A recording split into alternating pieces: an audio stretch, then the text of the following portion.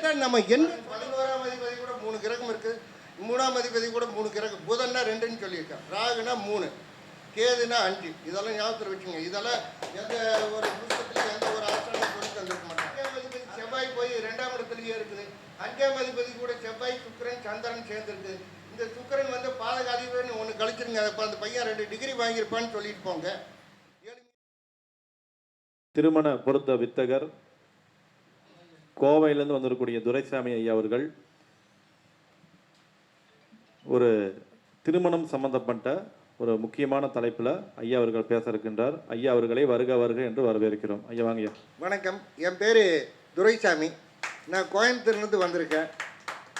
நான் அதிகமாக திருமண காலத்தை பற்றியே நிறைய கருத்தரங்கத்தில் பேசுகிறேன். ஏன்னா என்னுடைய அனுபவம் அப்படி. அதாவது ஒரு வேலைக்காரன்னா ஒரே வேலையிலேயே நான் ஒரு சிறந்தவனாக இருக்கணும்னு நினைக்கிறேன். அதாவது ஒரு பில்டிங்னா அதாவது சென்ட்ரிங் அடிக்கிறவங்க இருப்பாங்க, கம்பி கட்டுறவங்க இருப்பாங்க, காங்கிரீட் போடுறவங்க இருப்பாங்க, எலக்ட்ரிஷியன் இருப்பாங்க, இப்படி பலர் இருப்பாங்க. ஆனால் அதே போல் ஜோதிட துறையில் பல துறையில் வச்சு அதாவது ஒரு பில்டிங்கை உருவாக்குறாங்க. ஆனால் எல்லாத்துலேயும் நான் அழைச்சிட்டு வந்தேன். கடைசியில் என்னைய ஒன்றும் உருப்படியான வேலைக்காரன் இல்லையா தெரியுது அப்படின்ட்டாங்க. ஏன்னா எல்லாமே எனக்கு தெரியும், ஆனால் முழுசாக ஒன்று கூட எனக்கு தெரியாது. அப்போ தான் நான் என்ன பண்ணேன், ஏதாவது ஒரு வகையில் போனோம்னா தான் நம்ம முழுசாகவே எல்லாத்தையும் தெரிஞ்சுக்க முடியும். அப்படிங்கிறக்காக ஒரு சப்ஜெக்டை மட்டும், அந்த 12 பாவத்துக்கு ஒரு சப்ஜெக்டை மட்டும் தேடி நம்ம கண்டுபிடிச்சி அதுக்கான எளிமையான சூட்சங்களை கண்டுபிடிக்கலான்னு சொல்லி தேடி கண்டுபிடிச்சேன். அப்போ அந்த தேடி கண்டுபிடிக்கும் போது அதில் சில விஷயங்கள் கொஞ்சம் கொஞ்சமாக புரிபட ஆரம்பிச்சது. இப்போ ஒன்றும் இல்லை, எனக்கு குருமார்கள் அப்படின்னு சொன்னால் நிறைய பேர் இருக்காங்க. குருமார்கள் ஜோதிடம், அதாவது புஸ்தகம் கூட எனக்கு குருமார்கள் மாதிரி தான். அதெல்லாம் அடிப்படை குருமார்கள். அப்போ அனுபவங்களே தான் எனக்கு ஆசான். அப்போ முழுமையான எனக்கு ஆசான் யார் அப்படின்னா நான் தான் ஆசான். அதாவது மற்ற குருமார்கள்லாம் நிறைய பேர் சொல்லி தந்தாங்க, அது அடிப்படையை தான் சொல்லி தந்தாங்க. அப்போ எனக்கு அது சரியாக புரியப்படலை. அப்போ இதை விட இன்னொரு விஷயம் என்னென்னா, நான் இந்த திருமண தகவல் மையத்தில் இருக்கிறேன். திருமண தகவல் மையத்தில் நிறைய ஜாதகங்கள் வரும். அதாவது திருமணம் ஆனது, 2ஆம் திருமணத்துக்கு, இந்த குழந்தை இருந்து திருமணம் பிரிவு, இப்படி நிறைய ஜாதகம் வரும். அந்த ஜாதகங்களை நான் ஆராய்ச்சி பண்ணேன். அந்த ஜாதகங்களை ஆராய்ச்சி பண்ணும்போது அதிலிருந்து தான் சில விஷயங்களை புரிஞ்சிட்டேன். அதாவது அந்த ஜாதகர் படிச்சிருக்கா, சொந்த வீடு இருக்கா, அவர் வெளிநாட்டில் இருப்பாரா, இப்படியெல்லாம் அந்த திருமண தகவல் மையத்தில் போடுவாங்க பயோடேட்டில். அப்போ அதையெல்லாம் நான் பார்த்து அந்த ஜாதக கட்டைங்களையும் பார்த்து ஆராய்ச்சி பண்ணி நான் அப்போ படிப்புனா இந்த பாவகத்தை பார்த்தா தான் படிப்பு, சொந்த வீடுனா இது போல் பார்த்தா தான் சொந்த வீடு, உடன்பிறப்புகள்னால் இத்தனை பேர் இருக்கிறாங்க அப்படின்னு அந்த ஜாதகத்தில் இருக்குது. அப்போ இந்த பாவகத்தை சம்மந்தப்படுத்தாத உடன்பிறப்புகள் இத்தனை பேர் இருப்பாங்க. அவருக்கு 2ஆம் தாரம் அப்படின்னா முதல் தாரம் எப்போ நடந்திருக்குது அப்படின்னு நம்ம ஆராய்ச்சி பண்ணேன். அப்போ முதல் தாரம் நிலைக்காமல் போகிறதுக்கு என்ன காரணம்? அப்போ எனக்கு சொல்லப்போனால் எனக்கு குருநாதர் ஆசான் அப்படின்னு சொல்லக்கூடிய இந்த திருமண தகவல் மையம் தாங்க. அது மூலியமாக தாங்க நாங்கள் புடம் போட்டோங்க என்னைய. அது மூலியமாக தான் நான் புடம் போட்டு நான் ஒரு அனுபவத்தை கண்டுபிடிச்சேன். அப்போ தான் என்னுடைய அனுபவங்களை இதுவரைக்கும் பல கருத்தரங்களை சொல்லி பலருக்கு வழிகாட்டி இருக்கிறேன். என்கிட்ட நிறைய மாணவர்கள் படிக்கிறாங்க. பாரு, இன்றைக்கி கூட 2 பேர், ஐயா உங்கள் வகுப்புக்கு வர முடியல, உங்கள் ரெக்கார்டு இருந்தால் எனக்கு கொடுத்து விடுங்க அப்படின்னு கேட்குறவங்க எத்தனையோ பேர் இருக்காங்க. நிறைய பேருக்கு ரெக்கார்டும் தரேன். நிறைய பேர் நம்மகிட்ட படிக்கிறதுக்கு வராங்க. ஆனால் 80% பேர் ஜோதிடர்கள் தான் அதிகமாக. 20 வருஷமாக நான் ஜோதிடம் பார்க்குறேங்க. ஆனால் நீங்கள் சொல்கிற அளவுக்கு உடன்பிறப்புகளை என்னால் எடுக்க முடியலைங்க, அது எப்படிங்க அப்படின்னு கேட்குறாங்க. அதே மாதிரி திருமண காலத்தை நான் தெளிவாக எடுக்க முடியல அப்படின்னு கேட்குறாங்க. நான் அந்த திருமண காலத்தை மட்டும் முக்கியமாக அந்த சப்ஜெக்டை எடுத்து அந்த திருமண காலத்தை மட்டும் நான் சொல்கிறதில்ல. அந்த ஒரு ஜாதகர் வர்றாருன்னா அந்த ஜாதகர் உடன் பிறந்தவங்க எத்தனை பேர், அவங்க அப்பா கூட பிறந்தவங்க எத்தனை பேர், அம்மா கூட பிறந்தவங்க எத்தனை பேர், அப்போ வரப்போகிற மனைவியோ கணவனோ அவங்க கூட பிறந்தவங்க எத்தனை பேர் அப்படின்னு நான் விளக்கத்தை சொல்லிவிட்டு, அதுபோக இவர் என்ன படிச்சிருப்பார், என்ன படிச்சிருக்க மாட்டார், அதாவது ஒரு டிகிரி வாங்கியிருப்பாரா, 10th படிச்சிருப்பாரா, இல்லை வெளிநாட்டில் வேலை செய்வாரா, உள்நாட்டில் வேலை செய்வாரா, இப்படி பொதுவான விஷயங்கள் நிறைய சொல்லி போட்டு தான், ஐயா எனக்கு அதெல்லாம் வேண்டாங்க, எனக்கு தேவை என் பையனுக்கு எப்போ திருமணம் நடக்கும் அதை மட்டும் சொல்லுங்கள். அப்போ அவங்களுக்கு அந்த நேரத்தில் இந்த கிரகங்களை ஒவ்வொருத்தரையும் ஆளுது அப்படின்னா அந்த நேரத்தில் அவங்களுக்கு என்ன கேள்வியோ அதை மட்டும்தான் முக்கியமாக இருப்பாங்களே தவிர, நம்ம எதை பற்றி சொன்னாலும் எனக்கு அந்த சப்ஜெக்டெல்லாம் வேண்டாங்க, நம்ம பையனுக்கு எப்போ கல்யாணம் ஆகும், நம்ம பிள்ளைக்கு எப்போ கல்யாணம் ஆகும், அப்படியே கல்யாணம் ஆயிருந்தாலும் எப்போ குழந்தை பிறக்குங்க அதை சொல்லுங்கள் அப்படின்னு தான் கேள்வி கேட்பாங்க. அதனால் அவங்களுக்கு நான் அந்த எளிமையாக அந்த திருமண காலம்னா எப்போ அப்படிங்கிறத நான் எளிமையாக சொல்லிட்டு வரேன். அதனால் நான் எங்கே போனாலுமே எனக்குன்னு ஒரு போர்டு ஒன்று வைக்க சொல்லிடுவேன். அந்த போர்டில் வச்சு அதை விளக்கத்தோட தான் என்னுடைய ரூல்ஸு, அதாவது அதுக்கு பேர் என்ன சொல்லுவாங்க, இங்கிலீஷில் சொல்லுவாங்களா என்ன, கோல்டன் ரூல்ஸ். கோல்டன் ரூல்ஸ்ன்னு சொன்னால் இங்கிலீஷையும் சேர்த்து சொன்னால் தானே நிறைய பேருக்கு புரியுது. அதான் தங்கமான வழிகாட்டும் சூட்சம் அப்படின்னு சொன்னால் புரியாது. கோல்டன் ரூல்ஸ்ன்னு சொல்லி இடையில ஒரு ஆங்கில வார்த்தை சேர்த்துனா தானே புரியும். அதனால் என்னுடைய கோல்டன் ரூல்ஸ் படி தான் நான் விளக்கம் தரேன். இந்த கோல்டன் ரூல்ஸில் விதிவிலக்கு அப்படின்னால நான் சமாளிக்கிறதில்ல. அது காரணம் என்னென்னா, விதிவிலக்கு அதை நான் எனக்கு சொல்லி தந்த ஆசிரியர் சொல்லுவார், ஐயா நீங்கள் கொடுத்ததில் இந்த இது சரியாக விதிவிலக்கு சரியாக வரலிங்களா அப்படின்னா அது எதாவது விதிவிலக்கில் மாறி இருக்கும், இல்லைன்னா பரிகாரம் பண்ணியிருப்பாங்க, அதில் எதாவது தள்ளி போயிருக்கும் அப்படி சொல்லி சமாளிப்பாங்க. அதுபோல் சமாளிக்கிறதெல்லாம் என்னுடைய அனுபவத்தில் கிடையாது. இப்போ உதாரணத்துக்கு ஒரு 2 ஜாதகத்தை போட்டு உங்களுக்கு விளக்கம் கொடுக்கலாம் அப்படின்னு வந்திருக்கிறேன். இது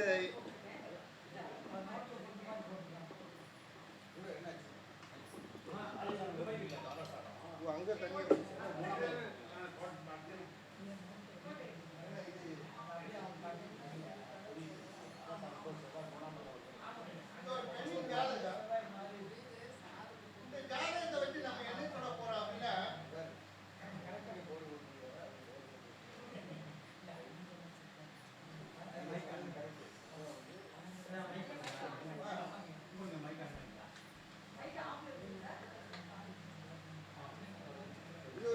ஜாதகம். அவர் பிறந்தது 15/1/1900, ஆண் ஆண், அதாவது 15/1/1999 பிறந்தவர். 2/5 பிறந்திருக்காரு, அதாவது ஏஎம். இப்போ இந்த ஜாதக கட்டத்தை நீங்கள் அதை ஐயா கொஞ்சம் க்ளோஸாக எடுத்துங்க, போர்டு தெரியுதான்னு தெரியல. சரி, இவருக்கு 26 வயசுலேயே திருமணத்தை கொடுத்தது. அது எப்படி 26 வயசில், இந்த காலத்தில் 45 வயசானவங்க கூட நிறைய ஆண்களுக்கு திருமணத்தை கொடுக்கறதில்ல. அதே மாதிரி பெண்களுக்கு 35 ஆனவங்க கூட திருமணத்தை தரதில்லை. ஆனால் அதே 30 வருஷத்துக்கு முன்னாடியெல்லாம் 16 வயசு 18 வயசுக்கும் போது திருமணத்தை பண்ணிடுறாங்க. அந்த 16 18 திருமணம் பண்ணாலும் 10 குழந்தைக்கு மேலே பெற்றுறாங்க. ஆனால் இந்த காலத்தில் 30 35 தாண்டுனா 1 2 கிடைக்கிறது தான் பெரிய பாடாக இருக்குது. அதனால தான் நான் இந்த திருமண காலம் ஏன் தள்ளி தள்ளி போகுது, அப்போ திருமணத்துக்கு என்ன காரணம் அப்படின்னு நான் நிறைய படித்த ஜோதிடர்கள் எனக்கு சொல்லித்தந்த ஜோதிடர்கள் 7ஆம் இடத்தை பாரு, 7ஆம் அதிபதியை பாரு, அதே போல் சுக்கிரனை பாரு, செவ்வாயை பாரு, களத்திரக்காரகன், அதெல்லாம் நான் ஆராய்ச்சி பண்ணி பார்த்தேன். அதெல்லாம் எனக்கு சரியாக புரிபடலை. அப்போ நான் பாரம்பரிய மூலியமாகவே நான் ஆராய்ச்சி பண்ணேன், பல புஸ்தகங்களும் படித்து பார்த்தா அது சரியாக படலை. அப்போ நானே என்னுடைய அனுபவத்தில் நான் வணங்குற அன்றாடம் சிவபெருமான் அருளால் எனக்கு கிடைச்ச ஒரு சூட்சமத்தை வச்சு தான் பல ஆயிரம் பேருக்கு ஜாதகம் பார்க்குறதில்ல, பல ஆயிரம் பேருக்கு திருமணத்தையும் நடத்தி வச்சுருக்கேன். அதே மாதிரி பல நூறு ஜோதிடர்களையும் உருவாக்கி அவங்க இந்த ஜோதிடர்களுக்கு வகுப்பாக எடுத்து கொடுத்துட்ருக்குறேன். அதை எளிமையாக, அதாவது நம்மக்கிட்ட நிறைய சூட்சம் இல்லை, 12 கட்டம், 27 நட்சத்திரம், 9 கிரகம், இதை தெரிஞ்சால் போதும். அதுபோக திசா புத்தி மட்டும் தெரிஞ்சால் போதும். யார் வேணாலும் சொல்ல. நான் கருத்தரங்கத்தில் பேசுகிறத வச்ச ஜோதிடம் படிக்காத, அதாவது தாய் தந்தை, ஒரு குழந்தைக்கு தாய் தந்தையாராக உள்ளவங்க கூட, ஐயா உங்கள் விதி நல்லா இருக்குதுங்க, நான் ஆராய்ச்சி பண்ணி பார்த்தேன், எனக்கு அப்படி தாங்க கல்யாணம் நடந்தது, உங்கள் விதிப்படி தான் கல்யாணம் நடந்தது. ஏமா நீங்கள் ஜோதிடரா? இல்லைங்க ஜோதிடர் இல்லை, இந்த திருமண தகவலுக்கு வேண்டி நிறைய கருத்தரங்கத்தை கேட்டு கேட்டு நான் ஜோதிடர் ஆகிட்டேனுங்க. இருந்தாலும் உங்களுக்கு ரொம்ப எளிமையாக இருக்குதுங்க. அதுபடி என் பொண்ணுக்கு அதே போல தான் நீங்கள் சொன்ன அதாவது அந்த திசை புத்தியில் தாங்க குழந்தை பிறந்தது அப்படின்னு சொன்னாங்க. அதே மாதிரி இந்த குழந்தை பேர் அப்படின்னு சொன்னால் நான் படித்ததுலேயோ இல்லை மற்றவங்க சொல்லி தந்ததுலேயோ 5ஆம் இடத்தை பார், 5ஆம் அதிபதியை பார், குருவை பார், இது ஏதோ 1 2க்கு வந்தது. ஆனால் என்னுடைய அனுபவத்தில் அப்போ நானே ஒரு வழியை கண்டுபிடிச்சி அந்த குழந்தை பேர் எப்போ அப்படின்னு சொன்னேன். இப்போ அந்த சூட்சமத்தை முழுசாக நம்ம படிக்கிற மாணவர்களுக்கு சொல்லித்தர கையட புஸ்தகமாக எழுதி வச்சுருக்கிறேன். அந்த புஸ்தகம் விற்கிறது இல்லை, நம்மகிட்ட படிக்க ஆர்வமுள்ள ஜோதிடருக்கு மட்டுமே அந்த கையேடு கொடுக்குறேன். அதே போல் எனக்கு எந்த ஒரு விளம்பரம் கிடையாது. இது போல் கருத்தரங்கத்தில் பேசுகிறது மட்டுமே என்னுடைய விளம்பரம். அதை வச்சு தான் நிறைய பேர் நம்மகிட்ட ஜாதகம் பார்க்க வராங்க, ஜாதகம் படிக்க வராங்க. நிறைய அனுபவத்தை நான் பழகிட்டேன்.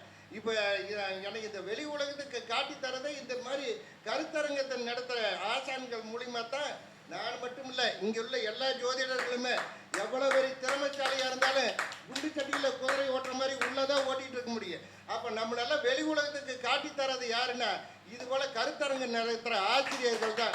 அதனால் அவங்களுக்கு தான் முதல் நன்றியை வணக்கத்தையும் நம்ம சொல்லிக்கணும். சரி, இப்போ விஷயத்துக்கு வருவான். இவருக்கு இளமையிலேயே திருமணம் நடந்தது.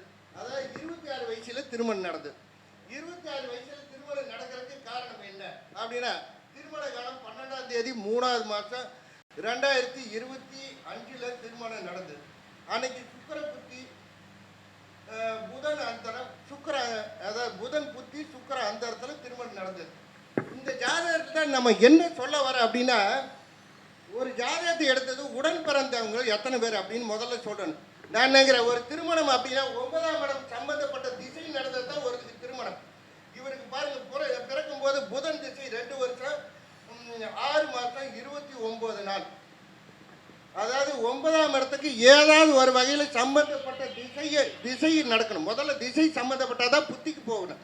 அப்போ திசை சம்பந்தம் இல்லைன்னா அப்போ திசை கொஞ்சம் லேட்டாக சம்மந்தப்பட்டால் லேட்டாக திருமணம் நடக்குன்னு சொல்லுங்கள். இல்லை சம்மந்தமே படலைன்னா திருமணம் இல்லைன்ட்டு போங்க. இதுதான் என்னுடைய அனுபவம். ஒரு ஜாதகத்தை பார்த்தா திருமணம் நடக்குமா நடக்காதா? நடக்காது அப்படின்னு நம்ம ஒரே வாரத்தில் ஒரு நிமிஷத்தில் கூட சொல்லிடலாம். நீங்கள் ஒரு 4 ஜாதகம் பயிற்சி எடுத்தீங்கன்னா எளிமையாக சொல்லிட்டு போயிடலாம். இப்போ பாருங்கள், இவருக்கு எப்போ திருமணம் நடந்தது? இப்போ லக்னத்தில் செவ்வாய் இருக்குது, 7ல் சனி இருக்குது, அதனால் திருமணம் நடக்காது அப்படின்னு இல்லை. இப்போ நம்ம பார்த்தோம்னா இப்போ திருமணம் இது காதல் திருமணம். காதல் திருமணம்னா எப்படி எடுத்துக்கணும்? இதெல்லாம் நாங்களும் ஏற்கனவே நிறைய வாட்டி பாட்டுங்க. 5, 9, 5, 7 சம்மந்தப்பட்டால் காதல் திருமணம். ஆனால் நான் நினைக்கிறேன் 5, 7 மட்டும் இல்லை, கூட சனி சம்மந்தப்பட்டாதான் காதல் திருமணம். இப்போ பாருங்க, லக்னத்துக்கு 5ஆம் அதிபதி சனி பகவானா, 7ஆம் அதிபதி குரு பகவானா, அந்த குரு போய் சனிச்சாரம் வாங்கியிருக்கு. அப்போ காதல் திருமணம் எடுத்துக்கலாமா? சரி, இது வரப்போற மனைவிக்கு அதே மாதிரி காதல் திருமணம் இருக்கணும் இல்லையா? அப்போ இதைய லக்னமாக வச்சுங்க. இதுக்கு 5 கூடையவன் யாரு? சூரியனா? 7 கூடைய சுக்கிரனா? சேர்க்கையா? இந்த சனி 10ஆம் பார்வையா பார்க்குதா? அப்போ வரப்போற மனைவியும் காதல் திருமணம் அப்படின்னு சொல்லாம நீங்க என்ன பண்ணுறீங்க? ஒரு பக்கத்தை பார்த்துட்டு காதல் திருமணம் அப்படின்னா காதல் பண்ணிட்டே தான் இருப்பாங்க, ஆனால் கல்யாணம் பண்ணுவாங்களா? அப்போ மனைவிக்கும் பார்க்கணும்ல. அப்போ ஒரு ஜாதகத்தை வச்சு மனைவிக்கும் அதே போல பார்க்கலாம்ல. அப்போ இவர் கூட பிறந்தது 3ல் புதன் இருக்குன்னா புதன்னா 2ன்னு சொல்லியிருக்காங்க. கூட பிறந்தவங்க 2 பேர் அப்படின்னு நம்ம சொல்லாம லக்னத்துக்கு 7ஆம் இடத்த மனைவியா எடுத்துங்க. 7ஆம் இடத்துக்கு 3ஆம் அதிபதி கூட எத்தனை கிரகம் சேர்ந்துருக்குன்னு பாருங்க. 2 தான் இருக்கு, 2 தான் பார்க்குது. அப்போ இங்கே 11ஆம் அதிபதி 12 அதாவது நீச்சமாயிடுச்சு. அப்போ வரப்போற மனைவி கூட பிறந்தவங்க 2 பேர் தான் அப்படின்னு சொல்லாம அப்போ நீங்க எத்தனை பொருத்தம் பார்க்குறீங்க, பொருத்தம் போடுறீங்க. ஆனால் பொருத்தம் போடுறதுக்கு முன்னாடி உங்களுக்கு வரப்போற பெண்ணுக்கு கூட பிறந்தவங்க 2 பேர் தான் இருப்பாங்க அப்படின்னு சொல்லாமல்ல. அப்போ 2 பேர் இருக்கிற ஜாதகத்தை மட்டும் கொடுங்க அப்படின்னு சொல்லாமல்ல. சரி, இந்த பையனுக்கு 5 அதாவது 3ஆம் இடம் +2, அதே போல புதனும் கிடக்கூடாது. 3ஆம் அதிபதி போய் நல்லா இருக்கு, 3ஆம் இடத்துல புதன் இருக்கு, 4ஆம் அதிபதி சனி நீச்சமாயிடுச்சு. அப்போ இந்த பையன் 10th வரைக்கும் தான் படிச்சிருப்பான், அதுக்கு மேலே படிக்கல அப்படின்னு சொல்லாம 4ஆம் இடம் +2, 5ஆம் இடம் உயர்நிலை கல்வி, 5ஆம் அதிபதியுடன் எத்தனை கிரகம் இருக்கோ 5ஆம் இடத்தை எத்தனை கிரகம் பார்க்குதோ அத்தனை டிகிரி. ஆனால் இங்கே 3 மட்டும்தான் சம்மந்தப்படுது. அப்போ 10th தான் இந்த பையன் படிச்சிருக்கான்னு சொல்லாமல் அப்போ அதே போல் வரப்போகிற பெண்ணு படிச்சிருக்கான்னு பார்க்கணுன்னா இதை 7ஆம் இடத்தமாக வச்சுக்கோங்க. பெண்ணும் லக்கணம், அதுக்கு 5ஆம் இடம் பாருங்க சூரியன். அந்த சூரியன் திதி சூரியமாய் அது போய் 8க்கு போயிடுச்சு. அப்போ அந்த பெண்ணும் படிக்கல, புதன் மட்டும். அந்த பெண்ணும் ஒரு 10th தான் படிச்சிருக்கேன் அப்படின்னு சொல்லாமல் அப்போ இந்த பையனுக்கு சொந்த வீடு இருக்கா அப்படின்னா 4ஆம் இடமா? 4ஆம் அதிபதி நீச்சமாகி போச்சு. அப்போ இருந்தாலும் 4ஆம் இடத்தை செவ்வாய் பார்க்குது. அப்போ அவனுக்கு சொந்த வீடு இருக்குது அப்படின்னு சொல்லாம அதுபோல இது போல தான் நம்ம ஜாதக பலன் சொல்கிறோம். சரி, இப்போ திருமண கால நிர்ணயத்துக்கு வரோம். இப்போ இந்த பையன் பிறக்கும் போது புதன் திசை, அப்போ திருமண காலம் இல்லை. புதனுக்கு அடுத்து கேது ஒரு 7, அது சேர்த்துனே 9. கேதுக்கு அடுத்து சுக்கிர திசை, சுக்கிரன் ஒரு 20 வருஷம். ஆனால் நம்ம என்ன பண்ணுறோம், 7ஆம் இடம்னு நானும் நிறைய நாடியிலையும் பார்த்தேன், நிறைய அனுபவத்தில் பார்த்தேன். எனக்கு அது சரியாக புலப்படலை.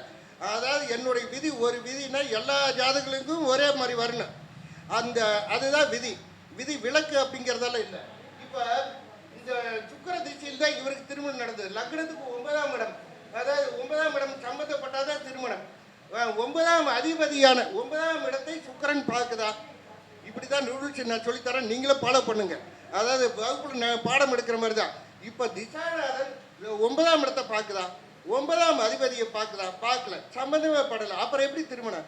9ஆம் அதிபதியான புதன் சுக்கிரன் சாரம் வாங்கியிருக்கு. அப்போ சுக்கிர திசையில் திருமணம் நடக்குன்னு சொல்லிட்டு போயிடலாம்ல. இப்போ சம்மந்தப்பட்டுருச்சா? இப்படி தான் அதாவது அந்த திசையோ இல்லை 9ஆம் அதிபதியோ சம்மந்தப்படணும். சம்மந்தப்படலைன்னா திருமணம் இல்லை. அப்போ சரி, அதுக்கு அடுத்து புத்திக்கு வர 2, 4, 5 5ஆம் அதிபதி சனி பகவான். இந்த சனி பகவான் எப்படி புதனுக்கு சம்மந்தப்பட்டது? அந்த சனியே எழுதலையா? அஸ்வினி பரணி புதன் வந்து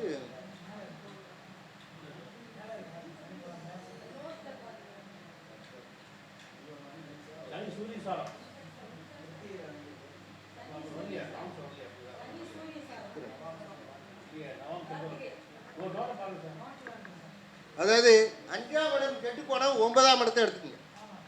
இப்போ 5ஆம் அதிபதி நீச்சமாயிடுச்சு. அப்போ நம்ம என்ன பண்ணுறோம்? மறுபடியும் 9ஆம் இடத்துக்கு போயிடும்.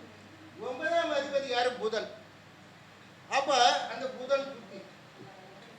அதுக்கு அடுத்தது லக்னத்துக்கு சம்மந்தப்படணும். அதாவது 9க்கு 5, 9க்கு 9, 9க்கு 9ன்னு சொல்லக்கூடியது லக்னம்.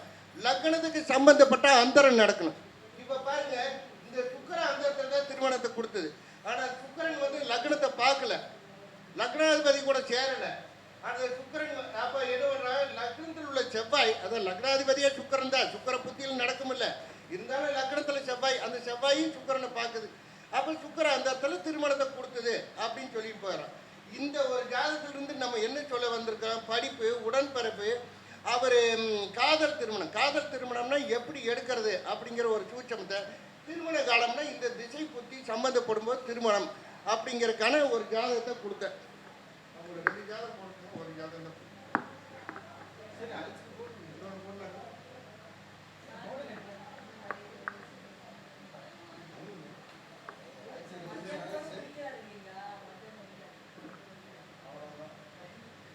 சரி, எளிமையாக ஒரு ஜாதகத்தை போட்டு போயிடலாம்.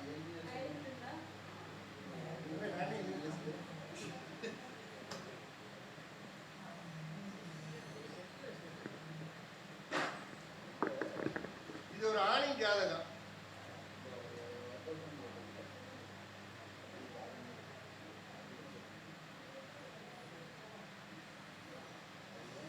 அதாவது 16/7/1991 பிறந்தது. அதாவது 6:30 AM.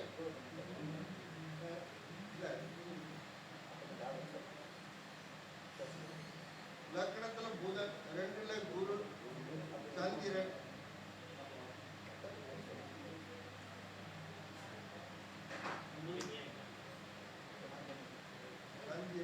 செவ்வாய், ராகு. 91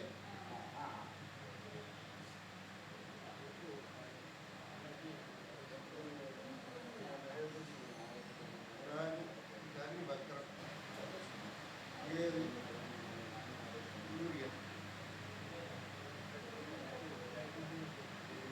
சூரியன் 5, 8, 4 திருமணம், ராகு,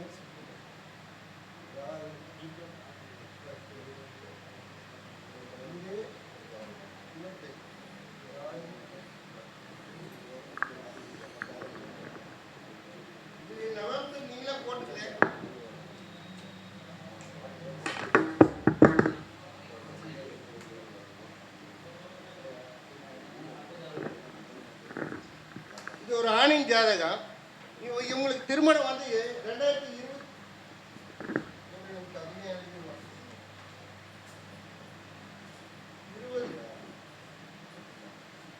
27/11/2014 திருமணம்.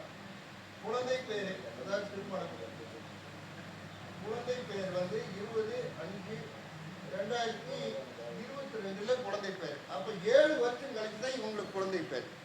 அது ஏன் 7 வருஷம்? முதல்ல திருமணத்துக்கு வந்துடுவான், அப்புறம் குழந்தை பேருக்கு வந்துடுவான். இப்போ லக்னத்திலேயே புதன் குரு இருக்குது. 3ஆம் அதிபதியுடன் சேர்ந்த கிரகம் எத்தனையோ அத்தனை பேர் உடன் பிறந்தவர்கள். அது ராகு கேது சாதம் வாங்கினா அதை கழிச்சிருங்க. அதே போல 11ஆம் இடம், 11ஆம் அதிபதியுடன் எத்தனை கிரகம் இருக்குதோ அத்தனை பேர் பாருங்க. 11ஆம் அதிபதி கூட 3 கிரகம் இருக்குது.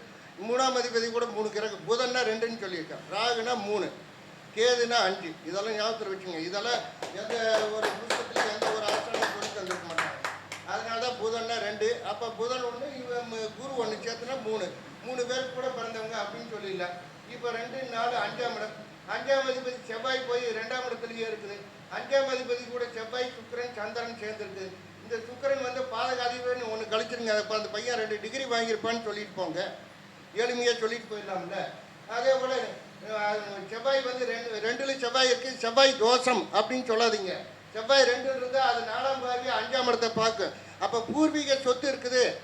அப்போ அந்த செவ்வாய் கூட எத்தனை கிரகம் இருக்கோ அத்தனை சொத்து, நிறைய சொத்து இருக்குது அப்படின்னு சொல்லிட்டு போங்க. அதே மாதிரி 2 அதை லக்னத்திலேயே குரு இருந்தால் கொஞ்சம் கனமாக இருப்பாங்க அப்படின்னு எடுத்துங்க. குருன்னு அதான் கொஞ்சம் கனம் ஜாஸ்தி அப்படின்னு எடுத்துங்க. இப்போ 6ஆம் இடத்துல குரு இருந்தாக்கும் கூட நான் என்ன பண்ணுவேன், ஒரு ஜாதகத்தை பார்த்து கட்டி கொப்பளம் ஏதாவது வந்துதான்னு கேட்பேன். அது அந்த நோய் இது வரும்போது சொல்கிறேன். இப்போ இவர் பிறக்கும்போது சூரிய திசை 5, சூரியனுக்கு அடுத்து சந்திர திசை அது ஒரு 10. அப்போ திருமண காலம் இல்லை. சந்திரனுக்கு அடுத்து செவ்வாய் ஒரு 7. அப்போ எவ்வளோ, 22 வயசு. 22 வயசில் திருமணம் இல்லை. 22க்கு அடுத்தது செவ்வாய்க்கு அடுத்தது ராகு திசை வந்தது. ராகு திசையில் தான் இவருக்கு திருமணத்தை கொடுத்தது. இப்போ ராகு 6ஆம் இடத்துல இருக்குது. ராகு எப்படி திருமணத்தை கொடுக்கும் அப்படின்னு நம்ம பார்க்குறோம். ராகு வந்து பாவகட்டத்தில் பார்த்துங்க, பாவகத்தையும் பார்த்து பலன் சொல்லணும். பாவகட்டத்தில் ராகு வந்து 7ஆம் இடத்துல இருக்குது. இதில் 7ஆம் இடத்துல ஒரு சனி பகவான் இருந்தால் நிறைய பேர் சொல்லுவாங்க திருமணம் தாமதம், லேட்டு அப்படின்னு சொல்லுவாங்க. அதாவது லேட்டாகுங்க அப்படின்னு சொல்லுவாங்க. லேட்டாகுன்னா அது எப்போ, 2 வருஷமா, 4 வருஷமா, 6 வருஷமா, அதை சொல்லுங்கள். அதை விட்டு பொதுவாக லேட்டாகு அப்படின்னு சொன்னால் அப்போ உங்களுக்கு சொல்ல தெரியலன்னு சொல்லி அர்த்தம் அப்படின்னு தான் நான் கேட்பேன். எனக்கு கேள்வி கேட்டு தான் பலன் எடுத்துப்பேன். அதனால் 7ல் ராகு இருக்குது, அது வக்கரமாக இருக்குது. அதாவது ஒன்று தெரிஞ்சுக்கங்க, திருமண பிரிவையும் இடையிலேயே நான் சொல்கிறேன்னா, அதாவது வகுப்பு நான் நடக்கலை, கருத்தரங்கத்தில் சில விஷயங்களை சொல்கிறேன். அதாவது திருமண பிரிவையும் இதிலேயே சொல்லிடுறேன். அப்போ நீங்கள் எளிமையாக சொல்கிறேன், நீங்கள் நோட் பண்ணிக்கோங்க. அதாவது 4, 7, 8, 10, 12இல் ஒரு கிரகம் அமர்ந்து திசை நடந்தாலும் அது பிரிவை தரும். 4, 7, 10 இதெல்லாம் கேந்திரங்களா, நல்ல இடமாச்சு. ஆனால் அந்த இடத்துல அமர்ந்து ஒரு கிரகம், நீங்கள் கூட ஒரு அம்மா சொன்னாங்க 7ல் சுக்கிரன் இருந்து திசை நடத்துது, ஆனால் அந்த திருமணம் பிரிவை தரும். வேணா அப்புறம் பின்னாடி நோட் பண்ணி பாருங்க. அதே போல் இன்னும் கொஞ்சம் எளிமையாக சொல்லித்தரேன். அதாவது 7ஆம் அதிபதி கெட்டு போய் புதனும் கெட்டு போன, புதன்னா பார்ட்னர் கிரகம், புதனும் கெட்டு போனால் அவங்களுக்கு முதல் தாரம் நிலைக்காது. ஏன்னா ஒரு ஜாதகங்களை ஆராய்ச்சி பண்ணி அந்த அனுபவத்தை தான் மற்றவங்களுக்கு இங்கே வந்து பலனாக சொல்லிட்டு இருக்கிறான். அந்த அனுபவத்தை நிறைய பேர் அந்தையே ஆராய்ச்சி பண்ணி தான் என்னை தொடர்பு கொள்கிறாங்க. அதனால் இதெல்லாம் எளிமையாக சொல்லித்தரேன், நிறைய வச்சு பயன்படுத்திக்கிங்க அப்படிங்கிறக்காக சொல்லுவேன். சரி, அதுவும் இல்லை. இப்போ திருமண காலத்துக்கு ராகு எப்படி அது 9ஆம் இடத்துக்கு சம்மந்தப்படும் அப்படின்னு பார்க்குறேன். அந்த ராகு என்ன சாரம் வாங்கியிருக்கு, சுக்கிரன் சாரம் வாங்கியிருக்கு, அந்த குரு புதன் சாரம் வாங்கியிருக்கு. 9ஆம் அதிபதி இப்போ ராகு வந்து 9ஆம் இடத்தை பார்க்காது. அதாவது இங்கே இருந்தால் 3ஆம் பார்வையாக ராகு 9ஆம் இடத்தை பார்க்க. அப்போ ராகு திசையில் திருமணத்தை கொடுத்துருக்கு. ராகு திசை ராகு திசை ராகு புத்தியிலேயே 2, 4, 5ஆம் இடம். 5ஆம் அதிபதி செவ்வாய். அந்த செவ்வாய் இங்கே அபிட்ட நட்சத்திரம் இருக்கு. இந்த ராகு இந்த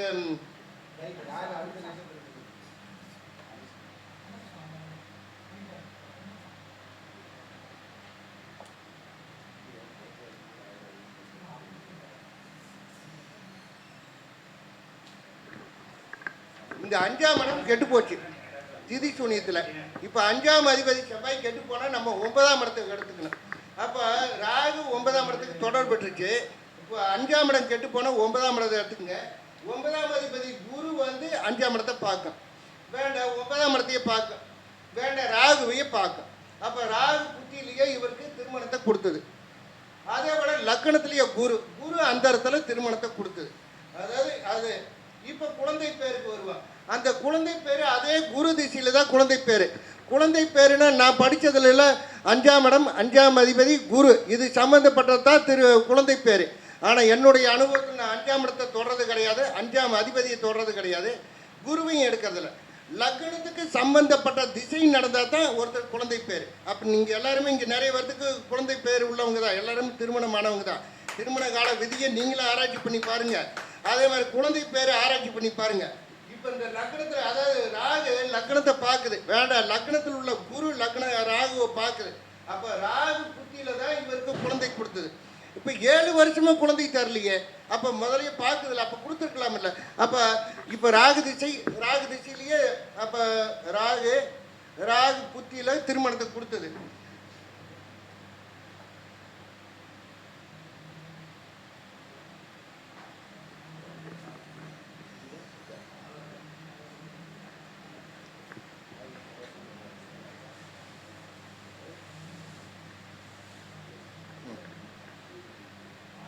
அதே ராகு புதன் புத்தியில் தான் குழந்தையை கொடுத்தது.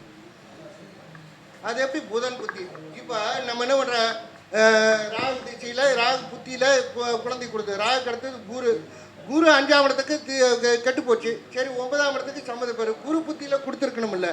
அப்போ நான் நம்ம என்ன பண்ணுறேன், ஒரு கிரகத்துக்கு வீடு கொடுத்தவன் சாரம் கொடுத்தவன் கிடக்கூடாது, அதை நல்லா நோட் பண்ணிக்கோங்க. அப்போ வீடு கொடுத்தவன் சந்திரன் போய் எங்கே உட்காந்துருக்கான், சூரியன் சாரம் வாங்கியிருக்கிறான். அந்த சூரியன் 12க்கு போயிடுச்சு. அப்போ இது கெட்டு போச்சுன்னு தானே அர்த்தம், குழந்தை பேருக்கு வரல இல்லை. அப்போ சந்திரனுக்கு அடுத்து, அதாவது சந்திரனுக்கு அடுத்தது இந்த குருவுக்கு அடுத்தது சனி பகவான் வந்து லக்னத்தையே பார்க்கறதுனால அது வக்கரம், அதாவது இதுக்கு பகை. அது சாரமெல்லாம் நம்ம போட்டிருப்பேன், நீங்கள் நோட் பண்ணி பார்த்துங்க. சந்திரனில் தரல, புதனில் தான் கொடுத்தது.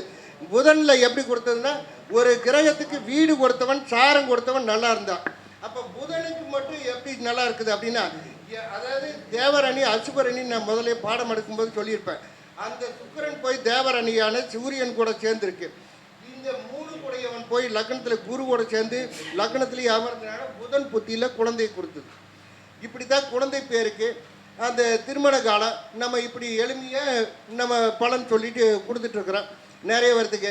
அந்த பலன் சொல்லி கொடுக்கறது மட்டும் இல்லை, ஒரு நாள் வகுப்பு நடத்துகிறோம், ஒரு நாள் வகுப்பு நடத்துகிற பின்னாடி மறுபடியும் ஒரு வாரத்துக்கு அவங்களுக்கு டெய்லி சாயந்தரம் 7 மணிக்கு மேலே 8 மணிக்கு மேலே டவுட் ஜாதகமெல்லாம் கேளுங்க. அப்போ அவங்க என்ன பண்ணுறாங்க, அவங்க சொந்தக்காரங்க ஜாதகம், அவங்களோட ஜாதகம், இது எல்லாம் நம்மக்கிட்ட ஃபோன் பண்ணி கேட்டு அதை தெளிவு பண்ணிக்கிறாங்க. அப்போ ஆமாங்க நீங்கள் சொன்ன ரூல்ஸ் கரெக்டாக வருது. அப்போ மற்றவங்களுக்கு எப்படி வழியாது. இதை விட இன்னொரு விஷயம் என்னென்னா, நம்மகிட்ட நிறைய ஜோதிடர்கள் இருக்காங்க. அந்த ஜோதிடர்கள் என்ன பண்ணுறாங்க, அவங்களுக்கு வர ஜாதகத்தை என்கிட்ட கொடுத்து, ஐயா இவருக்கு எப்போ திருமணம் நடந்தது நான் பார்த்தது சொல்லுவேன், இந்த வருஷம் இந்த மாதம் திருமணம் நடந்திருக்குமா, ஆமாங்க அது நிலைக்கு நிற்கலிங்க, இப்போ 2வது திருமணத்துக்கு எப்போ நடக்குன்னு தான் கேட்டாங்க. அதை முதலையே சொல்ல வேண்டியது தானே, சரி பரவாயில்ல அப்படின்னு சொல்லிட்டு நான் சொல்லுவேன். அப்புறம் அதே போல் வரப்போகிற இன்னொரு திருமணம் நடக்கணும்னா, ஐயா இவங்களுக்கு எப்போ திருமணம் நடக்கும் அப்படின்னு நம்மகிட்ட கேட்டு அவங்க மற்றவங்களுக்கு பலன் சொல்லுவாங்க. ஆனால் நிறைய பேர் இதில் என்ன ஒரு ஆச்சரியம், நான் திருமண காலம் நிர்ணயம் பண்ணி நிறைய பேர்த்துக்கு டெய்லி ஒரு 10 பேர்த்துக்கு அப்போ 10 ஜாதகத்துக்கு குறைவில்லாமல் பார்க்குறேன். அவள் 10 பேர்த்துக்கு நான் சொல்லிகிட்டே இருக்கிறேன்.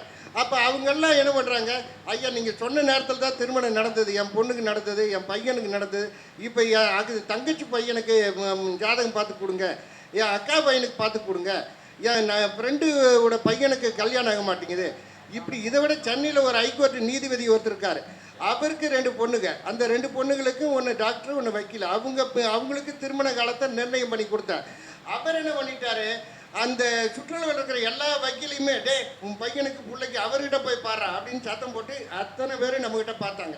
இது என்னுடைய பெருமைக்காக சொல்ல வரல, நீங்கள் அனுபவப்பட்டு பலருக்கு வழிகாட்டுங்க அப்படிங்கிறக்காக தான் சொல்கிறேன். அதாவது அந்த காலத்தில் நம்ம சொல்லி வச்ச பாடல் கவிதை மூலிமா செயல் மூலிமா சொல்லி வச்சாங்க, எத்தனை பேர்த்துக்கு இந்த காலத்தில் புரியும். அதனால் செயலில் நம்ம தமிழே தற்கொலையாக பேசிகிட்டு இருக்கிறோம், அதில் செயலில் இங்கே போய் அர்த்தம் எடுத்து சொல்ல முடியும். அதனால் நான் நினைக்கிறேன், எளிமையாக இந்த கலியுக காலத்துக்கு எப்படி பலன் எடுக்கிறது அப்படிங்கிறது தான் நான் இது போல் பலன் சூட்சமத்தை எடுத்து வச்சு பலருக்கு வழிகாட்டிகிட்டு இருக்கிறேன்.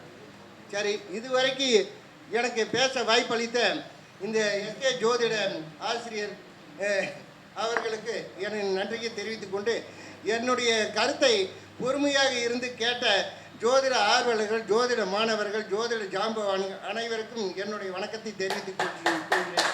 வணக்கம்.